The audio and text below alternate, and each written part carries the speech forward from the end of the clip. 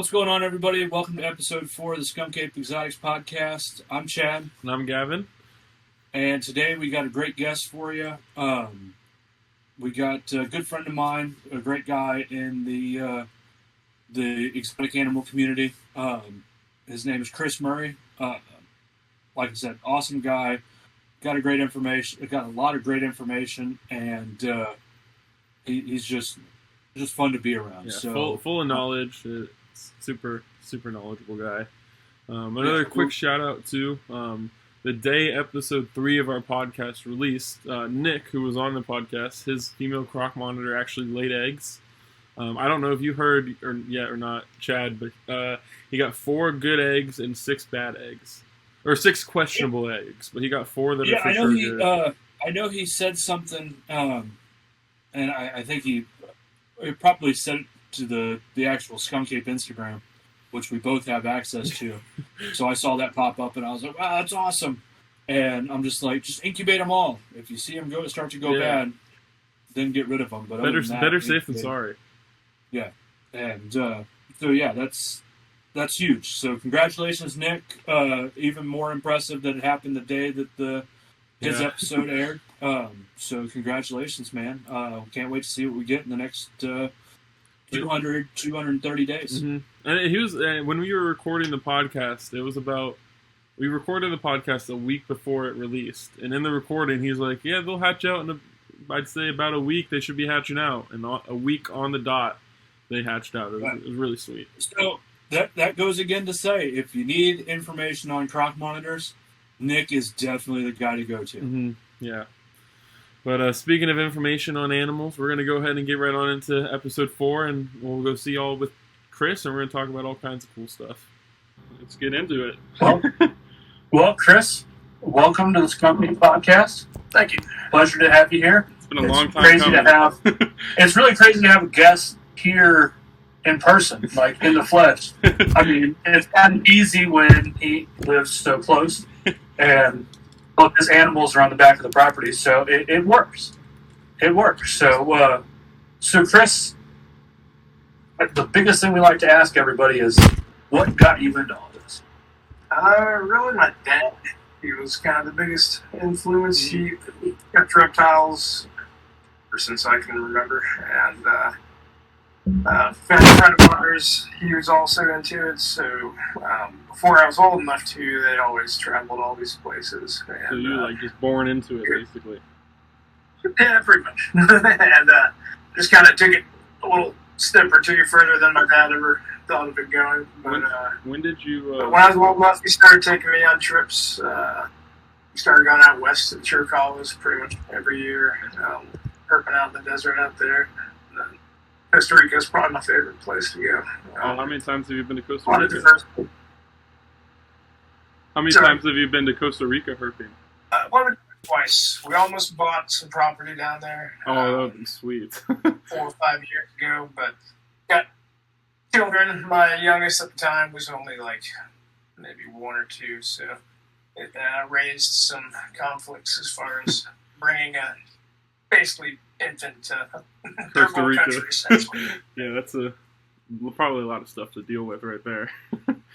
When did you get into keeping the mammals and stuff? Have you always kept those as well? Yeah, that was a fairly recent development, probably about 5 years ago. The big reasoning for that is just the money. They're a lot more expensive to get into.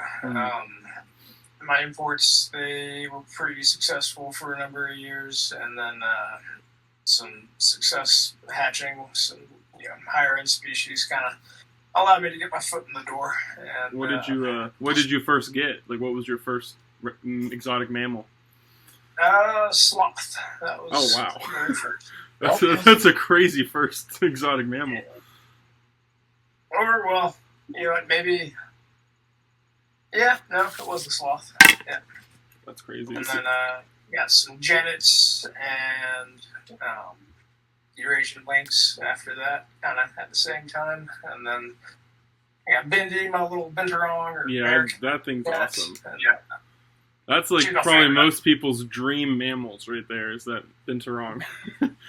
What is it Pretty like? cool, What is it like working with like both sloths and a binturong? Like that's like some of the most like top end exotic mammals. I feel like. So, kind of makes me laugh. A lot of people, they always do the whole, sloth's my spirit animal thing. They think they're like adorable, cute, and cuddly, which they are cute when they're small. They don't mind coming out, but in general, they don't really care for human interaction. Yeah, they're pretty. They can be mean too. And they move a lot quicker than most people would expect, especially when they get fired up. Oh yeah, I was at the alligator farm. We had a pair, and I was feeding one, and it just kind of went pretty quick, and I wasn't expecting it, and he almost just bit me right in the hands. And I've heard they can do some serious damage if they bite you because they have crazy canines. Yeah, they've got a gnarly bite. They're incisors. I think belts. They're probably close to 3/4 of an inch long. Oh, wow. He's a big male. I think he's a subspecies called the Hamilton's sloth. He's a little larger than some of the ones that you see. But a friend of mine, he had a buddy that was moving a big male from one enclosure to another, and wasn't paying attention, and it kind of grabbed onto his hand, and it broke his hand in like 3 different places. Holy crap! And they don't let go until they want to let go. Oh. So stuck. That's why. Do you plan on breeding them at some point? That is the plan. I wasn't planning on putting my pair together until this new building was done. It's female, she's a little more timid. I kind of wanted to put them together in a new environment at the same time, so there wasn't any territorial issues. And is she the same? Don't stress out at once. Is she the same subspecies as the male, or don't really know? I am not 100% on that, and even if they were different, it still doesn't affect any kind of breeding or anything. I've heard that there's like one species. I don't know if it's the 2-toe or like I guess it's the 3-toe is the other one. Is that right? Yeah. I heard one of them is like impossible to breed in captivity, and one of them is fairly easy to do. Like which? Do you know anything about that? The other guys, they have I forget exactly what it is, but it's something in their diet that they've not quite been able to replicate. Well, once I can get my building situated, I can probably expand a little bit more, but which the building's close. The building is super close. It is close. I was working on putting some catwalks in today, getting bendies, last few platforms put into place. Tomorrow, I just got to do a catwalk in the caracal enclosure and finish up one wall and one of the smaller ones. So how big is the whole building? It's about 2,000 square feet. Oh, wow. I want to say it's like, I think it's 52 feet wide by 40-something feet long. And it's divided into how many enclosures? So it really boils down to 7 very large enclosures. So the sloths, we're too temperate up here to kind of give them an indoor-outdoor.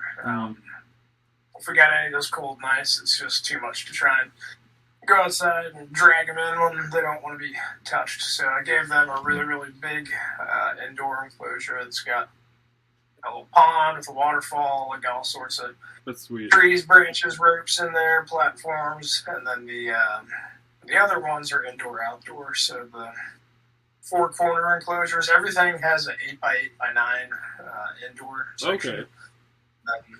Each of the bigger ones on the corners, they have a 12x16x10 outdoor, and then the smaller ones are like 12x8x10. So when did you? No. Oh, sorry, you go, Chris. Or chat. Gosh, No. I'm gonna get that confused. Too many seats. Too many seats. So I think we touched on it a little bit on one of the previous episodes, but now that Chris is here, you got some new additions in the mammal aspect of things. And tell us what you got, because it's pretty, they're pretty cool. So I got a male serval for my female. That's sweet. His name is Malik. They're both about a year old. He's quite a bit larger. Then I got a female caracal named Luna that doesn't care too much for protection, but she said one right. Yeah. That's cool. So what all do you have, like, what species do you keep like mammal wise?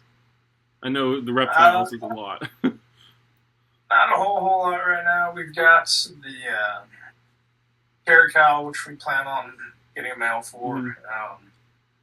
We got the servals, the binturong, which we'll get another one. They're just really expensive. Buildings cost a whole lot of money. So Yeah. whenever it comes, I'll look into a little more. I've got some large spotted genets, another African critter, and then I've got sloths, Eurasian lynx, and some little ring-tailed cats as well. Oh. What about your other new one? That you completely forgot. Oh, yeah. Yeah, we got a little baby kinkajou too. That's pretty cool. That's cool. I've heard they're assholes. They can be. This one, she's still pretty young. She was born on Christmas Day. So, what is the ring? You said a my buddy ringtail that cat? brings her. You said you had a ringtail cat? What is that? They're actually a North American species. They range from like Mexico all the way up to like Montana, but it kind of looks like a raccoon mixed with a squirrel mixed with a cat. That's pretty cool. That's sweet. So, what size enclosure do you have for your like binturong and then like the lynxes and like the gannets? Like, what are they? Are they in the 8x8x9? You said. So Gannett? What? Yeah. What is it? Jeanette? people probably pronounce Yeah, it. I call them genus tomato. Oh. Yeah. But the binturong, so they have access to the indoor and outdoor whenever they want. The indoor is climate controlled, but the indoor section is, like I said, 8x8x9, and then the outdoor is 12x16 by about 10 feet tall. And we've got trees, all sorts of platforms, all sorts of branches and stuff you can climb on. What do you feed them? She eats a lot of fruit. Binturongs, they eat predominantly fruit. Right now, she goes through about 2.5 pounds of bananas, a cup of grapes, an apple, 2 boiled eggs, and a cup of dried dog food that she gets every day. Oh, wow. Holy crap. Do you plan on just eventually producing all your own fruits and vegetables, like just growing them all out, or? That's the plan. I've got a pretty good number of these large pond shells, and we're going to try and do some aquaponics setups. That'd be start becoming nice. A little more self-sufficient. But between my day job and trying to take care of all these animals and build this new place, my time's been a little restricted. So once the building's done and the dust settles a little bit, we'll tap into some new projects. So we need some more turtles for the aquaponics system. What would be some future projects that? Oh, sorry, you go. So, a little off topic, but that seems to be my narrative for everything. You have some exciting news just happened this weekend. Gets a little off the mammal topic, but you do breed reptiles as well. So, yeah, we tell us about that. Had a clutch of lace monitors that I think they were sitting for about 215 days or so. That's such a long time. It's a long time. It's very frustrating. But there were 4 good eggs in that clutch. 3 have hatched out so far. It was a male bells to a female normal. And 3 out of 4 eggs are bells that have popped out so far. So totally worth we'll the see. wait. Hopefully that one comes out. That's they'll be sweet. normal. So how long do you plan on like selling them? And if so, like how long do you personally like hold them back and like feed them and stuff till they're ready to sell?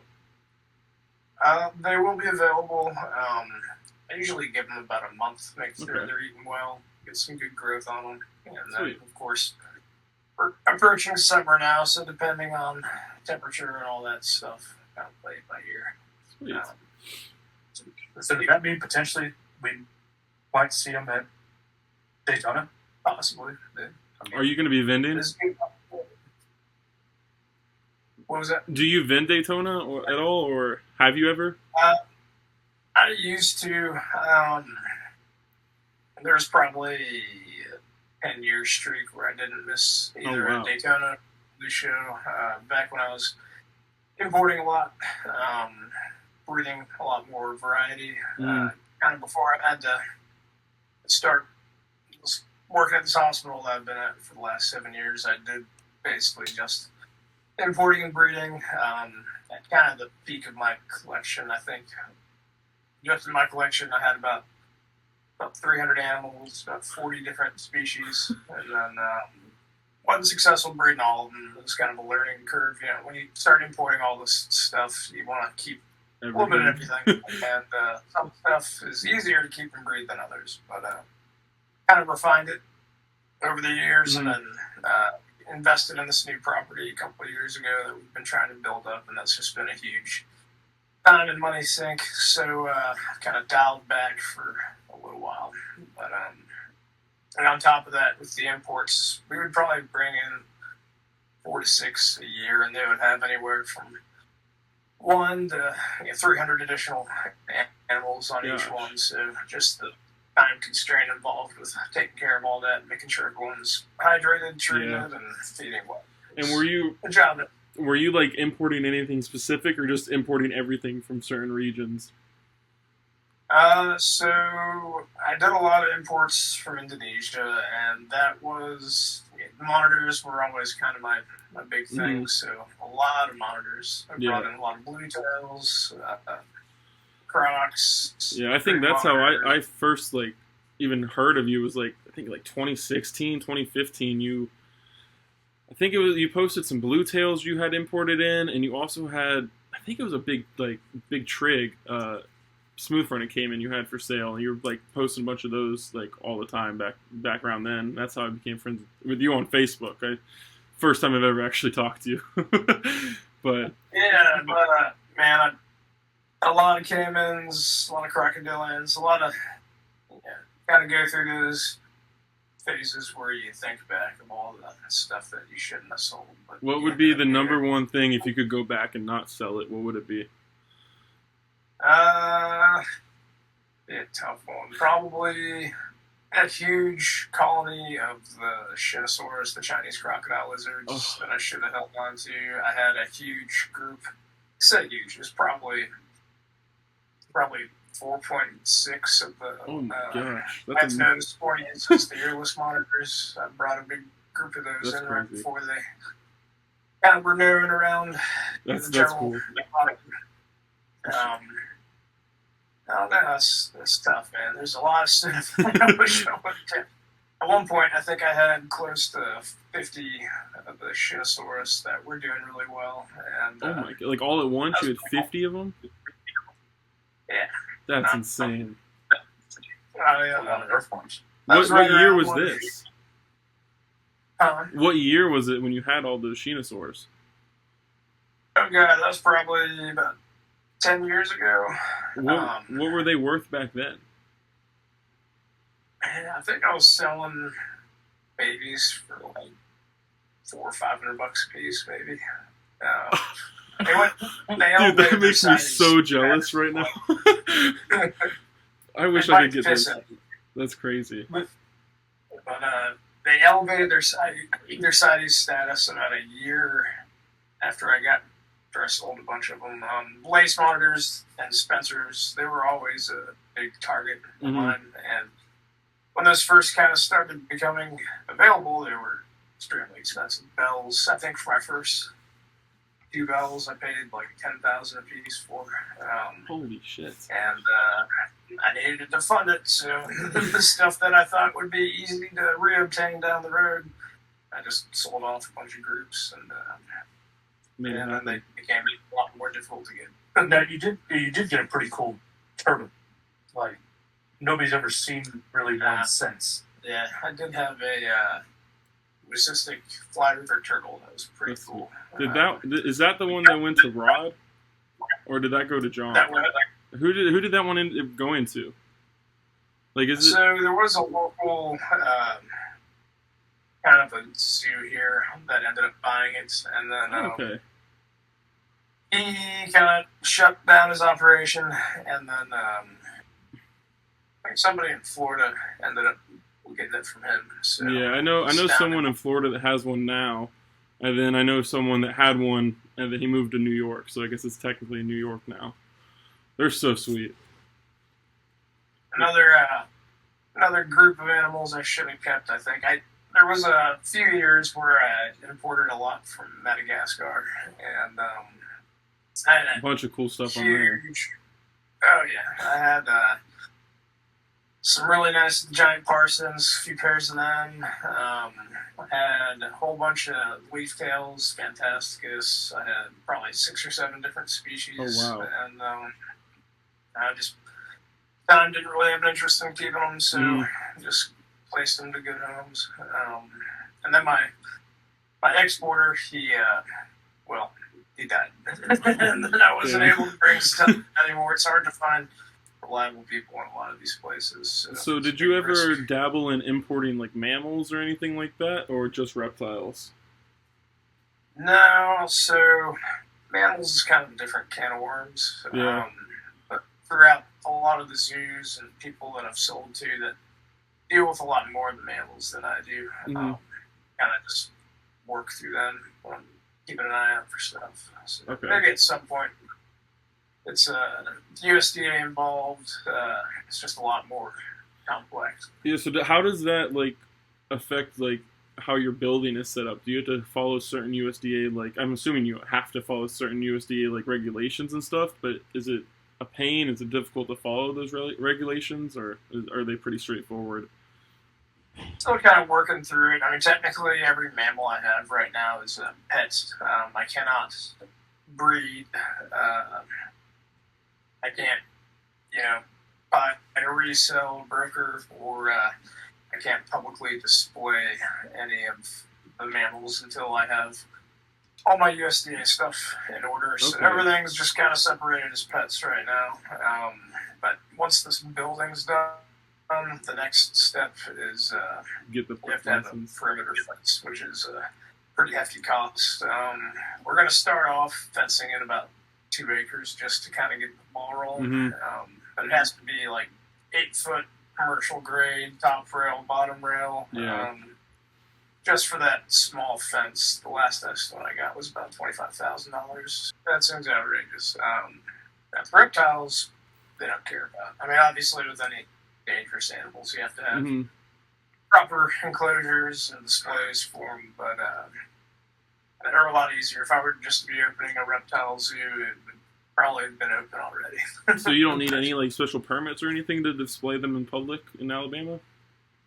No. What? The only stuff that requires any kind of permits are alligators, which you can get a permit for. It's about $1,000 a year. Crocodiles, caimans, they're kind of open game. Really? Huh. Is that because alligators are native? Yeah. Okay. Yeah, they were protected at one point years and years ago, but they're hard to change laws once they're in place. So whenever I get to that point, I'll probably dig some ponds and get my permits just to have some big alligators on display. But that'd be cool. For the time being, I'll stick with some of the other caimans and crocodiles. Because why not? Just come up here and play with crocodilians. I mean, since we're talking about crocodilians, how long have you been working with crocodilians and, like, I guess, keeping and selling them? Off and on, probably 10, 12 years. Oh, wow. That's do you have you ever had any adults or bigger size, or mainly just juveniles and younger ones?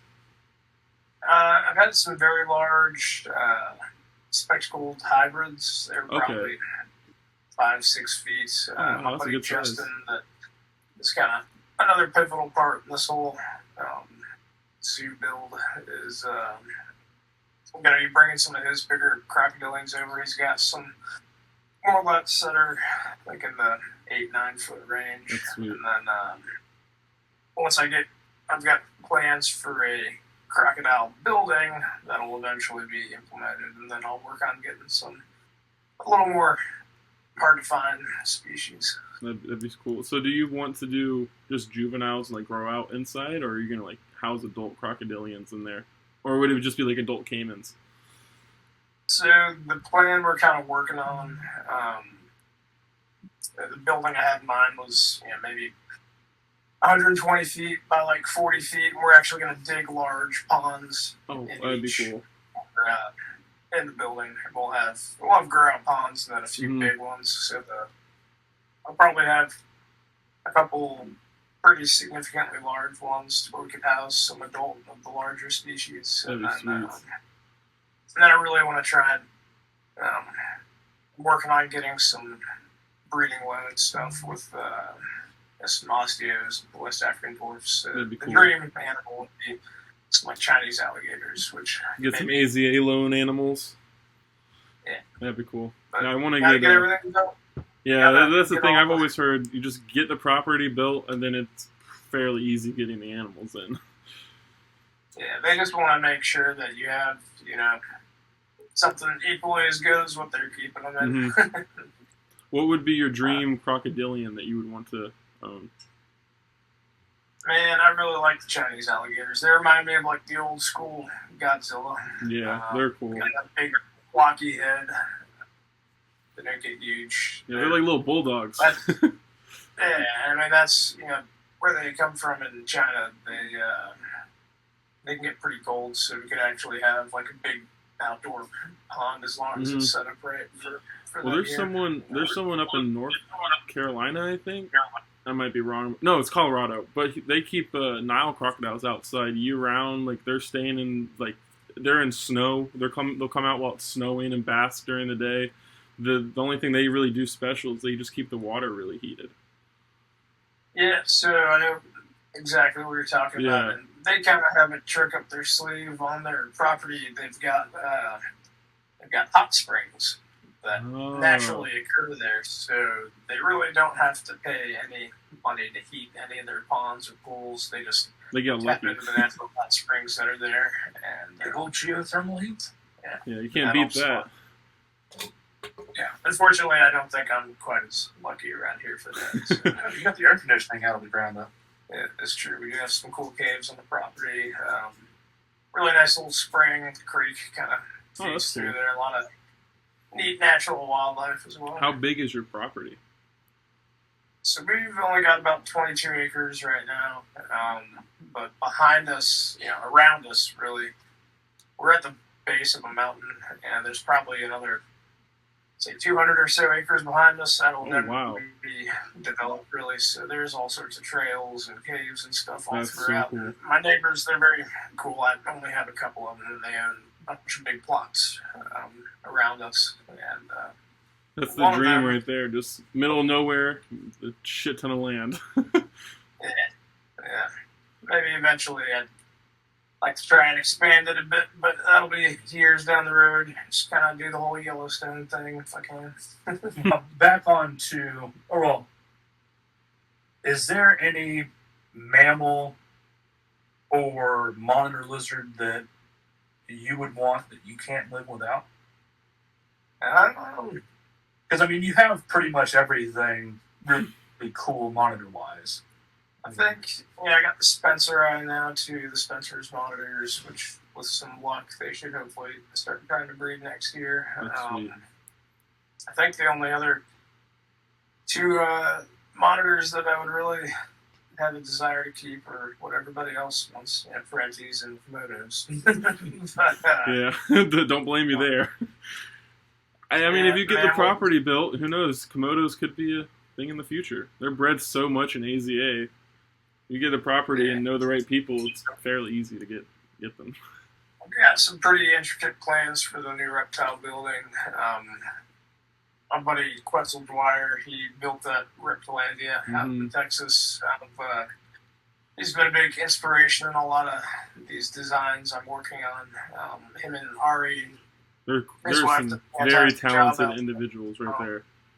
Yeah, they've been very helpful with any questions I've had as far as structural stuff. But I'm kind of planning on building almost a Mike. He's got a huge facility. I've not been out there in person yet, but I've seen lots of videos. I've talked to them about kind of dimensions and stuff. But it's an enormous build that he's done. Yeah, I mean, just the fact that he's got one enclosure that's 60 foot long and 36 foot high and 20 feet wide is mind blowing. And it's just one enclosure. Pretty impressive. So Yeah. my building that I have planned for the reptiles right now is nothing on that scale, but it'll be a handful of very large, well done enclosures for croc monitors, lace monitors, a lot of the Australian stuff I work with.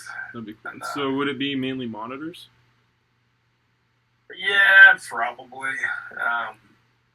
They banned a number of the large snakes here, which I don't know, growing up, I always wanted, biggest, baddest snakes I can find, but they don't really do it for me anymore. Yeah, I understand that. They're really cool, but I feel like after you work with, at least for me, like after you worked with a couple like retics, a couple berms, like I don't really see the fun in it anymore. It was a lot cooler when I was younger and I didn't get the chance to work with them, but then like especially retics, like it just gets annoying to get struck at every single time you open the cage by a 16-foot snake. Well, not only that, they also, big snakes really don't do much all day. Mm-mm. So you're just staring at a log, for lack of a better term. They just lay there and don't do much of nothing. And they lay So, the nastiest shits. Yeah, and then you have those retics that are just strike for the sake of striking. Mm-hmm. At least the anaconda is kind of cool because it just sinks in the ground or in the tubs all the time. But again, it just... My buddy Justin, he's one of the few people in the state that have permits to keep alligator snappers here. That's cool. At one point, when he moves out this way, he'll list my property as a secondary location for his permit. Oh, hell yeah. He's got an incredibly impressive alligator snapper. It's probably over 160 pounds. It's bigger than a basketball. So, oh my, its head? Farther than one on record in the state, I think. Holy crap. Does he breed them at all, or just keeps the couple? He's been... I'm not really sure. He's got a bunch of common snapping turtles as well. I think he's been trying to get some hybrids of them. I'm not sure if he's successfully hatched any alligator snappers yet, but he's got permits for a good number of them. He's got some pretty impressive animals. Yeah, they're especially the monster alligator snapping turtles. They're so impressive. They're mind blowing. You take them out of the water. You don't even see them in the water. You lift them up, and it's like the size of you holding it. It's wild. And the other cool thing, though, about alligator snappers is they're much more laid back and easygoing than common snapper. Mm-hmm. You look at this thing, and it's like this dinosaur, ginormous freaking turtle. But when you get to play with some of these, because when you have a snapper, a Florida snapper, and you throw anything in that tub that he's in, and it's just popping at it. Yeah. And I've seen videos of Justin's alligator snapper, and he just ever so gently reaches up and grabs a chicken thigh out of his hand. It's like, man, I'd almost want to mess with that alligator snapper. Forget the common snappers. It's a lot easier to mess with an alligator snapper than a common snapper. They're a lot slower, like you said, and they don't have nearly as much reach. Well, but they're much more intimidating. Oh yeah. If they do get you, they're going to do a lot more damage. It's like scary. Yeah, like I got a 30-pound common snapper bit the tip of my finger. And obviously, I still have all my appendages, but if it was an alligator snapper, I don't know if I'd be able to say the same. Yeah, might pop a little harder. Yeah. But so back on the. You got so much. It's like you have so much stuff, and yet we're having a hard time thinking about what do we talk to you about because you've had. It's because he has so much. You have so much. You've had everything. The vast amount of stuff. The water monitors you have. What you have? How many water monitors? I don't know. But we do have a big female celebensis that I think might be laying eggs in the next day or two. My Awesome. buddy Wes Carter, he's a good friend. He kind of had the forefront on that project. I imported a really nice female. How many years ago it was now, and she was very sweet. Those guys, the imported ones, typically tend to be kind of nasty, and I wanted to keep her, but I didn't really have the time or place for her. So Wes, a lot of times if I had to go out of town for any reason, he would drive 6 hours up to my house just to house sit for me. He's a good guy.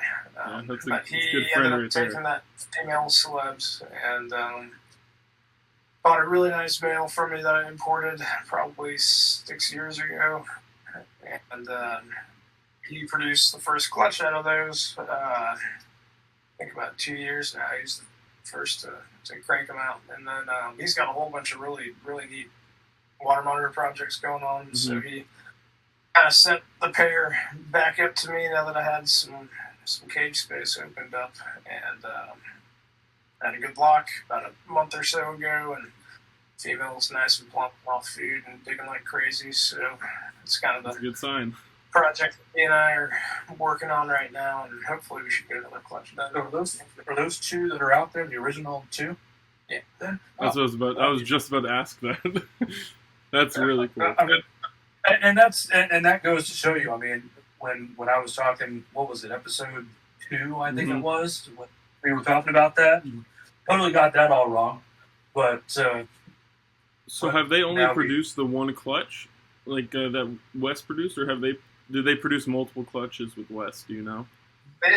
He's hatched a few clutches Okay. out of them, and then she dropped a Partho clutch right after I got them back. One egg kind of looks okay. I don't know. It's hard to tell, but this clutch that we're hopefully about to get, there's some good confirmed blocks. So hopefully they're Awesome. nice and fertile. That's awesome. Buddy of mine, I don't want to ruin it, but I imported some incredibly nice blue tails probably 3 or 4 years ago, and they were the orange spot blue tails, I guess, but Yeah. they developed these. The base color is almost like a gunmetal gray, and it's got like almost orange dots Oh, wow. down its body. And, my buddy got a few animals for me, and right now he's sitting on some eggs in the incubator that should be hatching here before too long, hopefully, which will be Is a it Brian? big thing. I can't think of anyone that's hatched blue tails in the U.S. yet. I think most is blue tails for me when I brought those. Oh, wow. And there's a couple really nice imports that I had with them. So do you know if like the orange spot, is that like a locale thing, or was it they just kind of came in randomly, or? No, it is a locale. I want to say, don't quote me on this. It was either Biak or like Cyclops Oh, Mountain, wow. kind of where they were collected from. Hmm. It's been a few years since I really had my hands on them, so the When, details are a little bit hazy. So don't come after me if I. yeah, no, you're good. When was your But it last is import kind of that a you did? locality thing, as far Okay. as I know. So. When was the last import that you did? Because I know you haven't done it in a while. You said. Yeah, it was probably right before I bought the same property, so right around 2 years ago, I think. Oh, okay. So it wasn't that long ago. No, but yeah, it's been a big help with Chad here, helping with the reptiles. If I'm tied up with a million other things I got to do, but it's working at this hospital, and a family. Got a wife and 2 kids, so Yeah. I gotta You got a spend life. some time with them. Otherwise my wife doesn't get happy. But she's also been a huge supporter of Mhm. all of this crazy dream that I've had. She's at times begrudgingly let me continue it on, but she enjoys the mammals. She loves to play with the babies, That's I good. think.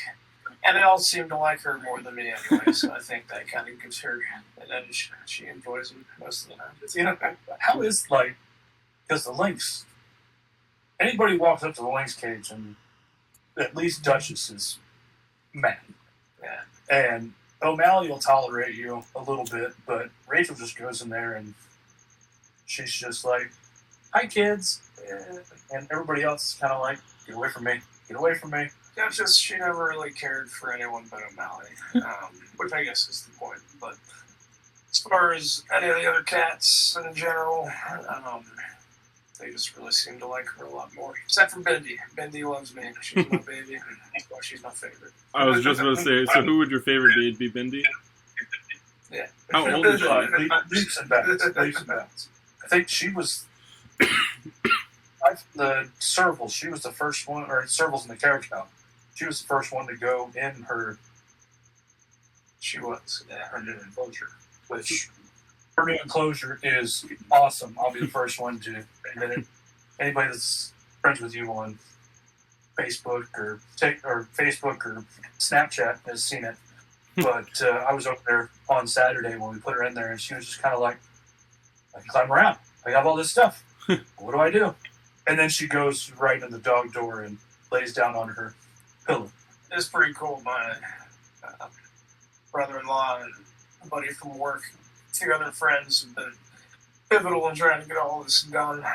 Me and a handful of other guys have pretty much done everything, other than the main structure. I had the slab and the framework kind of subbed out, but we've pretty much done everything else, and it's been about a 16 month project so far. Wow. So, Yeah, I was just about to say, how long did it take to get to where you are now? You said 15, 16 months? Yeah, there were, there's always hiccups when you're building stuff. Yeah, I bought this property on the base of a mountain. It's about like 150 feet elevation, so it's not really on the mountain, but it's starting in the little foothills of it. And turns out there's a lot of rocks when you buy property in the mountains, and that was a huge struggle with the amount of money I spent on, paying people to trench out lines and do excavating and everything. I should have just bought the equipment and done it myself, but too late. Maybe for the next building. So, if anybody that's listening knows of an excavator that's getting given away, feel free to send it this way, because Lord knows will be put to use. So, do you have in the building? How many empty enclosures do you have that are like for animals that you plan on getting, or do you just have enclosures for what you have? Well, right now there's one empty enclosure. The cats originally were not planned to go in that building. Back to that issues with contractors and construction. I had a huge layout plan for pretty much all the cat enclosures, and then due to a contractor that was not a very good contractor, they kind of screwed things a little bit. So for now, the cats are in the building, but hopefully within the next year, once I get some other things figured out as far as fencing and all that stuff, I'll plan on doing all the big outdoor enclosures for the cats, and they'll have their own indoor sections where they can get in and out. But once that happens, that'll open up 3 of the big enclosures in that building, and then eventually I'd like to get some small club river otters, some capybaras. There's a few other things that would probably be a decent candidate for. Do you think you'd get? Wait, what did you say, Chad? Warthogs. That'd be cool. I've been. I want one too. I'm scared of pigs, but warthogs seem so cool. They're pretty neat. They can do some damage, though. But I guess pigs can as well. Do you think you'd ever get prehensile-tailed porcupines?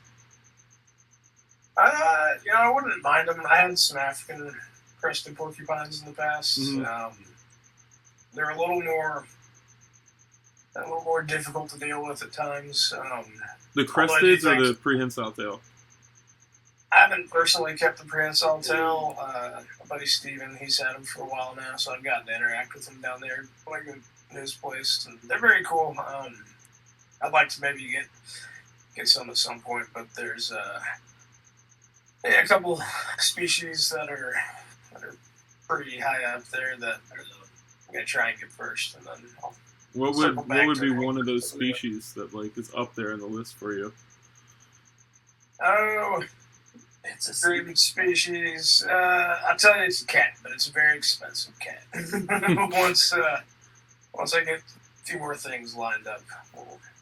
So, speaking of cats, this is just for my own knowledge because I'm not the brightest, but what is the difference between a savanna cat and a serval? Because to me, they look almost the same. So a Savannah cat's a hybrid between a serval and a domesticated cat. Oh, okay.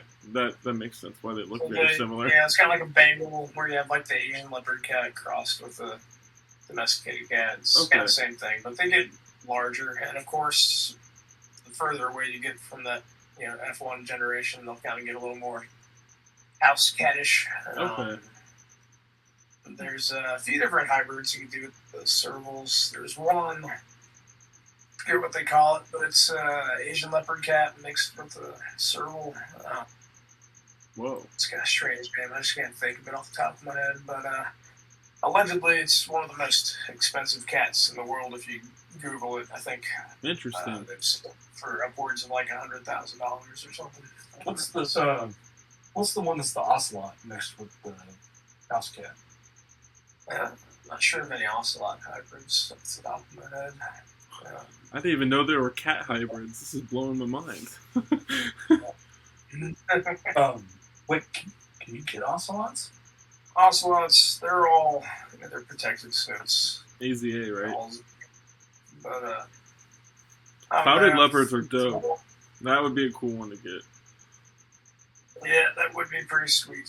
Which one? Cloudies. Leopards. Oh, yeah.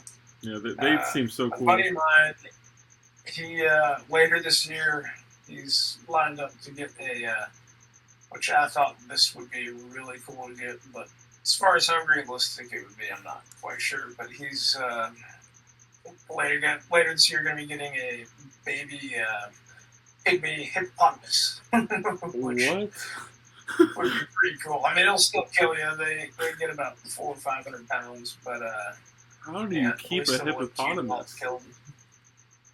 I guess just like a big crock pond is how you like. How would you set that up? That's You just gotta kind of, they're solitary, so you can really, they're hard to breed. You can really only keep one to a pond, or a pool, I guess. Because they got them kept together at Zoo Tampa. they do. Well, I mean, there's exceptions to everything, I guess, but in general, from what I understand, they can be difficult. How rare are those in captivity? I didn't even know you could keep hippos, pygmy or normal. Yeah, the pygmies, they're kind of, you're able to get them. They're just pretty expensive. As far as I know, they're about $40,000, $50,000 a Oh piece. my gosh! So, Can you get normal like the big hippos? I'm not sure about that. Go to we can go to Columbia. Yeah, you got old Go get. Pablo's place. Like a few. I wonder how much it'd be to import in a hippo. And just drive it over. I mean, just run it over the border. Nothing's going to stop you. And the freight wouldn't be cheap on that. But imagine riding a hippo across the border. Might certainly got around you. See that coming across the Rio Grande? Jeez. Have you ever had a bad injury caused by a mammal, particularly one you own? No, not really. I've taken a couple bites and scratches here and there, but nothing hospital worthy. I try to avoid putting myself in situations where Yeah. What would be the worst one that you've gotten? worse out of what I have. Yeah, or in general, like if you have a crazy story from something else. Just injuries. I mean, there's been, yes, had stitches a number of times just from getting tagged by different monitors. Nothing real bad I've gotten the thousands of lizards that I've dealt with, never had anything super serious. I will say, I was one of the first people to breed Primordius in the U.S. I think I was the first person to breed Primordius in the U.S. A little dwarf monitor, and wow. they have like these little pit bull heads, and they'll bite down on you, and they will not let go for a long time. And people argue about whether certain monitors are venomous or versus bacteria or whatever. But I will tell you, every time I got bit by one of those, I would have a little area around where the bite was that would just kind of calcify, and just a chunk of flesh would just fall off. Oh my and, gosh! It is just incredibly painful for such a little bite. How big were these monitors? I don't know. What's their common name? I think they just call them Primordius. I don't know if I've ever heard of this monitor before. What? I'm so bad with some of the common names. I'll look it up. Varanus Primordius is the Latin name. Let's see. The northern blunt spine?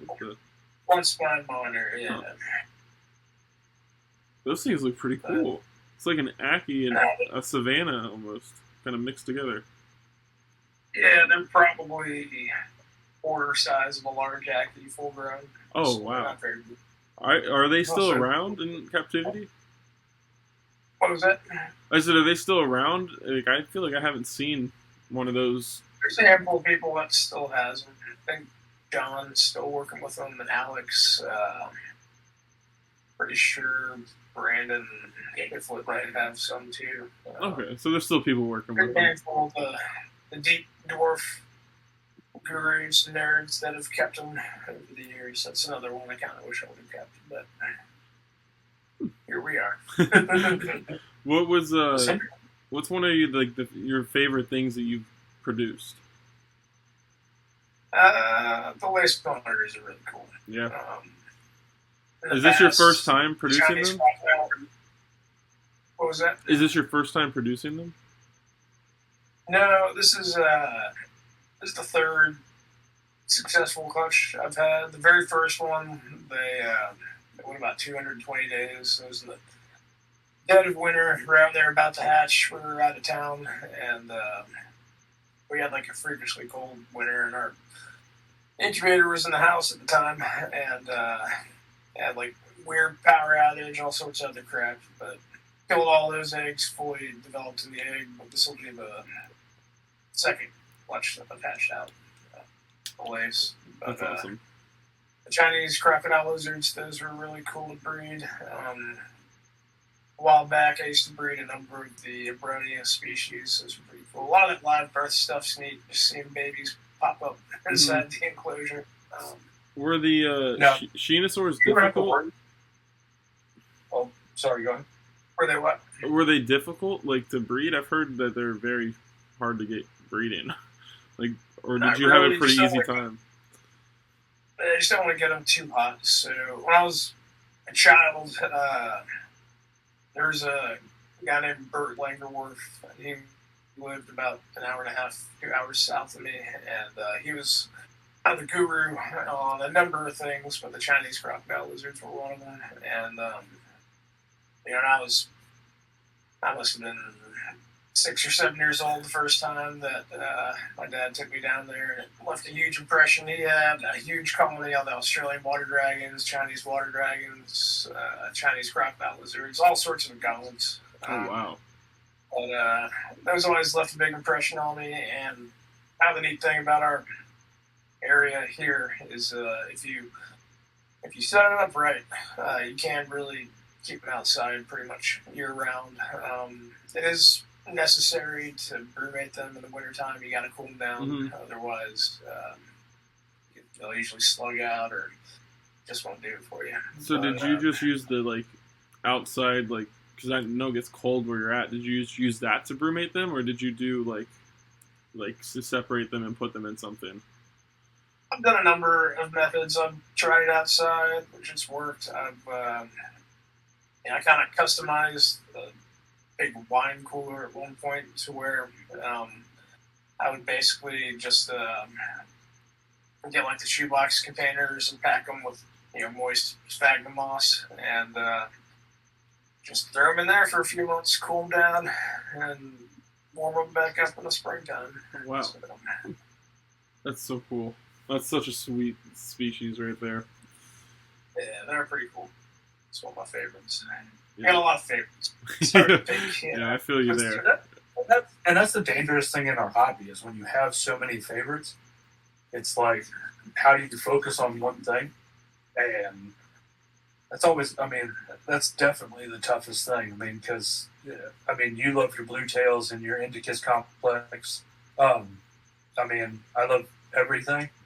And so it's great to be around the lace monitors, the water monitors, and the crop monitors. It's definitely a dangerous thing having favorites. And then you get something that you don't think you're gonna like, and then you end up liking them more than anything. Which we've talked about that. These geckos are awesome, but I hear them, the lights are out, so they're crawling around down here. So if you hear me looking back, I'm like, "What are you guys doing?" So. Geckos are cool. My dad, he still keeps a number of reptiles. He's got a pretty good group of leechies. He hatches a good number out each year. He's got some crosses. His oldest pair that he has is like a Nuana cross. They've been cranking out babies close to 15 years now. Oh my god! Wow. He's got a big pair of Mount Kyrgyz that I got from my buddy Phil Tremper that are just now about breeding size. They get quite a bit larger than they're one of the biggest. Yeah, my buddy has one, and they also are known for throwing the melanistics, right? Yeah, they're probably that's my favorite locale of leechies. So your dad, was he selling like reptiles, and like you said you were traveling? Were you also like going to shows? Like was he vending shows, or was he kind of just a keeper when you were growing up? No, he just he always liked them when he was younger, and just kind of kept up with it as he was an adult. Just kind of passed the hobby on to me, and I've kind of kept him in it over the years. Anytime I had any neat imports or stuff come in where he kind of be eyeballing something, I'm like, dang it. That's cool. And, he's been a pretty pivotal part in all of this as well. He's invested in a number of these projects with me, kind of. What would be like one of the biggest advice when it comes to reptiles that he has given you that you still like take with you like today and use? Don't get bit by anything venomous. Have you worked with venomous? No, I'll relocate native stuff, rattlesnakes, copperheads, stuff like that. I used to have a desire to keep a whole bunch of venomous stuff in my younger, more wild days, but older I got, married, having kids, it's just having some close calls that could have been a lot worse. It's just not really worth it to me at the end. Some people are all about it, and I have all the respect in the world for them, but it's a huge risk. I respect them. Enjoy them. I would at some point like to set up in a reptile building. I would at least like to have a collection of all the native venomous species, and then side by side have the native non-venomous that commonly gets mistaken. Just set them up in really cool naturalistic habitats. I like where you'd find them. That'd be cool in our areas. That way, people can see visually firsthand, living specimens side by side, and hopefully start making their decisions not to kill every snake they see.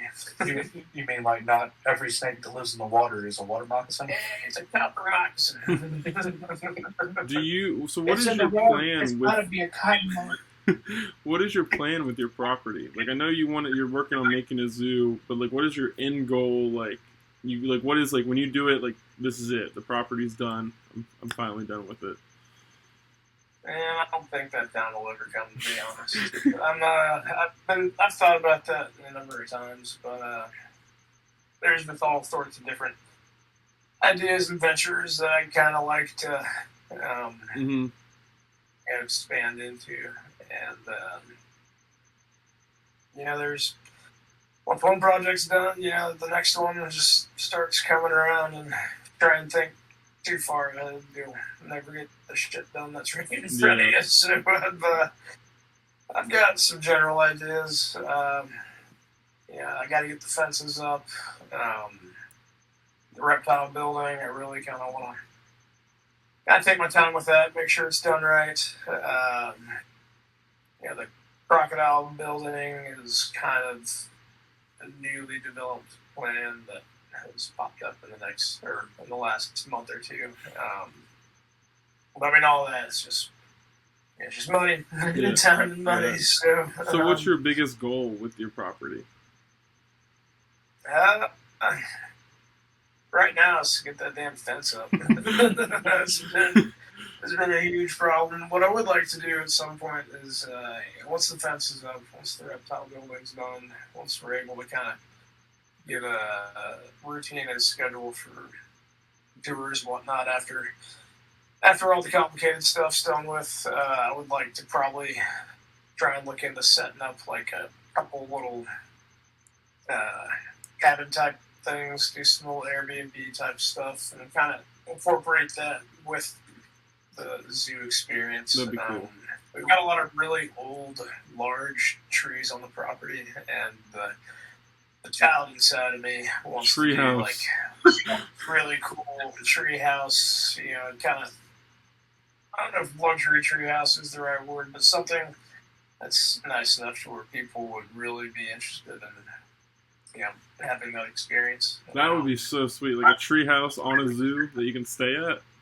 That's sweet. And then you just put a giraffe underneath, and you're good. Yeah. I think there's someone talking about doing that. Was doing like a big Airbnb thing and just having it where you can feed giraffes out of your house. That would be sweet. That has been a thought at one point too. And giraffes would be cool. I've got buddies that work with them that breed them and keep them. This property, I don't know, would be quite right for them. We've got about, say, 7 flat, usable acres where I can build stuff on, but our house is, part of that land. So, kind of the plan, I guess, in the long term would be, there's a lot of really, really nice properties and areas kind of around us.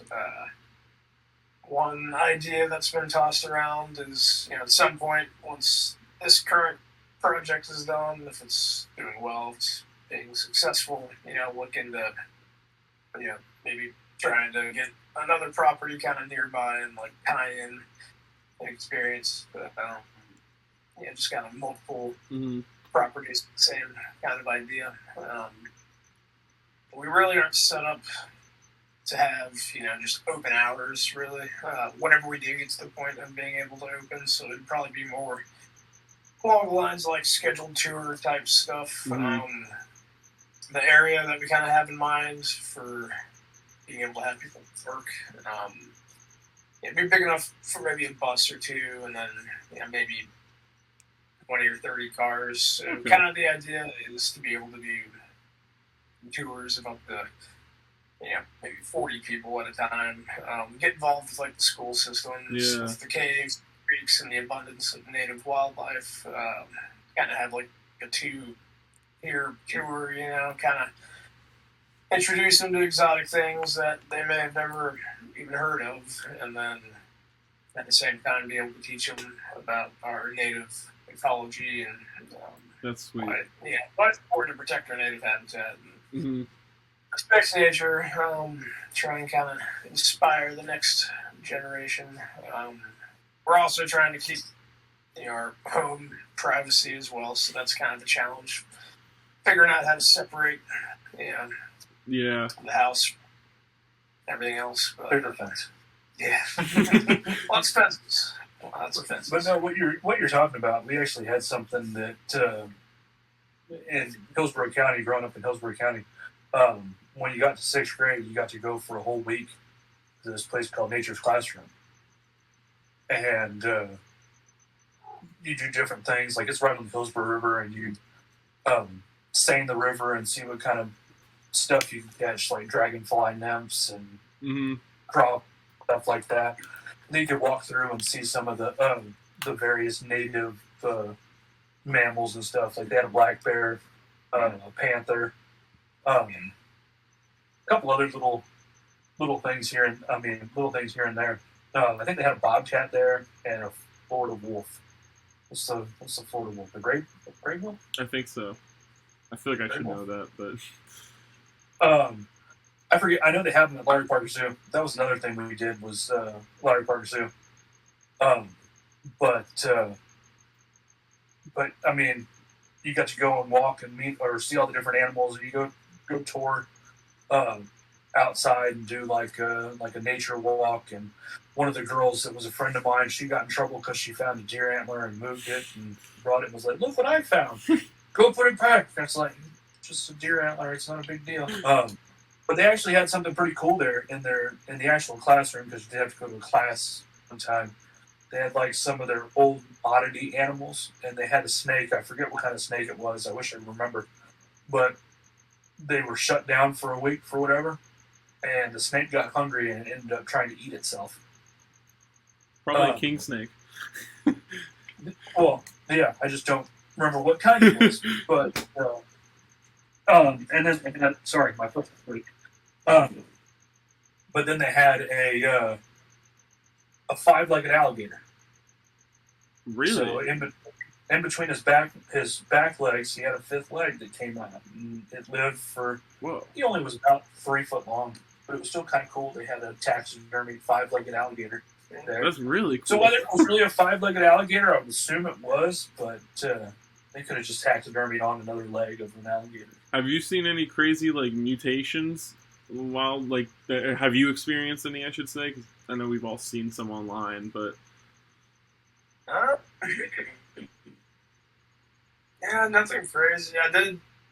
My neighbor across the street from our new property, he did find some wild albino garter snakes, which was kind of neat. that's really cool. Some of the caves around our area, they have these little catfish and the crayfish that are transparent, that don't have any eyeballs. They're adapted to living in the deep dark for a very long time. Some neat stuff like that. I've never really found anything super crazy. There was, I think it's the first time I went to Costa Rica. It was a long time ago. We went with a herpetologist named Bill Lamar, and there was a species of glass frog, a little tree frog, that he, at that time, was under the idea that it may have been a new species, which was kind of cool. I was a teenager at the time. I kind of lost track of it after that, but I remember that pretty vividly. That was pretty neat. That was really cool. But yeah, there's How far deep down in the caves, how far deep do your caves on your property go? one of them goes about a quarter-mile deep. Oh, wow. There's another one that it's not on my property, but we had permission to check it out. It was, I'd say it was almost 3/4 of a mile one way to get to the back. Most of these have, these springs that tap through them, so it's crystal clear water. So all sorts of Oh, that's so cool sweet. manners, but it's pretty neat. I think on our property we found 4 or 5 different species of salamander, like just in one day, looking Oh, around. wow. That's Fox awesome. turtles, timber rattlers, black kings. I've not found any living ones, but right on the road, we've got about a quarter-mile road front that goes along our creek bed. Found some red milk snakes that were dead on the road there. We got eastern hogs all sorts of. Northeast Alabama is one of the most biodiverse areas in the U.S. Oh, really? I didn't know that. Foothill, Smoky Mountains. You've got like 3 or 4 microclimates or ecosystems that kind of collide in the same spot. A little further up one of the rivers here, kind of closer to the Tennessee border, but we aren't very far from it. We find hellbenders. On our property, we've seen bobcats, mountain lions, which Fish and Wildlife will tell you that they are not here, but they are. Yeah. And had black bear on our property a couple times. I don't know why, like, I don't know. Do you know anything about why Fish and Wildlife does not want to admit that the cougar, or mountain lion, whatever you want to call them, their population is increasing? Because I know FWC says there's none in Florida, and they're only in a small section in Florida, and that's just not true. I think it's just so they don't freak out the general population. Yeah. I did see one Florida panther for a glimpse one time. My buddy Chris Blake, he just got his doctorate in herpetology, I think, but that's awesome. He got married down in Homestead. He's a Floridian by birth, and we were doing some late night herping a night or two before the wedding, and we were just cruising, and this huge Florida panther just shoots out right in front of the car. It was pretty cool. That's sweet. I should have told that guy that saw the thylacine. In Minneapolis. There is a group of us, and we all saw it. So. Yeah, he is now a doctor, so it counts more than mine. Would you ever own big cats? In the past, I would have immediately said yes. But I think the largest cat I would probably own would be Clyde leopard or mountain lions would be cool. Mm-hmm. From what I understand, tend to be a little more laid back as far as the big cats go. But I have a friend that big space, big appetite, man. Just with the small number of not huge cats that I currently have, we probably go through 60, 70 pounds of meat in a week. What kind of meats are you feeding them? Chicken, quail, beef, venison during hunting season. I'll try and stack it up on some deer meat. But I grind up bone and everything, and then Missouri is a really good carnivore supplement. Do you add any vegetables or fruits or anything, or just meat? Not really. I've tried seeing if some of the most of the veggies and fruits go to sloths and the Benteron. The cats that really just seem to want the meat. Yeah, I have a friend down in Miami that has he owns he has a few tigers, a couple lions, all kinds of big cats and wolves and stuff like that. Normal Miami stuff.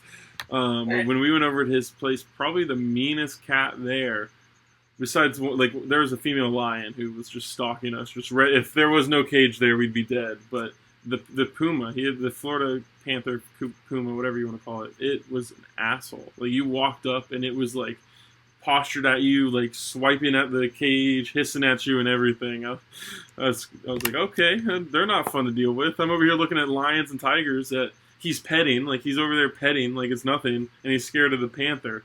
So I've always just assumed they were one of the meaner big cats, so I didn't know they were pretty relaxed for the most part. I'd say probably, in my opinion, the scariest big cat would probably be a jaguar. Tigers, they can just be unpredictable, and they're huge. People know they're big cats, but until you see one up close, you don't really comprehend how big large an animal it is. Jaguars, they just, they're the only cat species that will attack from behind tigers, lions. Most large cats usually go for the throat. But jaguars, their jaw strength is so immense that they just sneak behind you and they'll just crush the back of the skull and the spinal cord. Wow. Well, and jaguars, they've been found in North America, or in U.S. Yeah, I think there has been sightings Yeah. in southern Texas, southern Arizona, kind of along the Mexican border, which is kind of cool. Do you think that's just from a captive pet released, or do you think it's like an actual wild animal? No, I mean, there's, like, what is it, forget the mountain range. There's a number of mountain ranges kind of right on the Arizona border that you can definitely see them. I mean, these cats have huge ranges that they'll travel. I don't see why it would be unrealistic that they would show up in those areas. I mean, their native range used to be all the way up into southern Utah, I think. Yeah. And then due to population and everything, they kind of pushed them back and whatnot. And then that's the other cool thing about the jaguar isn't it the melanistic jaguar that everybody confuses with the Black Panther? Yeah. Yeah. So Those things look Black sweet. Panther, There was Black one at the Jacksonville Zoo when I was growing up, and that was probably one of my favorite animals at that zoo was the black jaguar. They had it with massive like arapaima and stuff. Everybody would be cool to get. Would you ever like get any big display fish tanks with like an arapaima or something like that for the zoo? I would like to, but it all really just kind of boils down to space. Yeah. Probably at some point we would. Is there anything that you can keep year round, or that you plan on keeping year round outside, or is it just whether you can't really keep anything year round?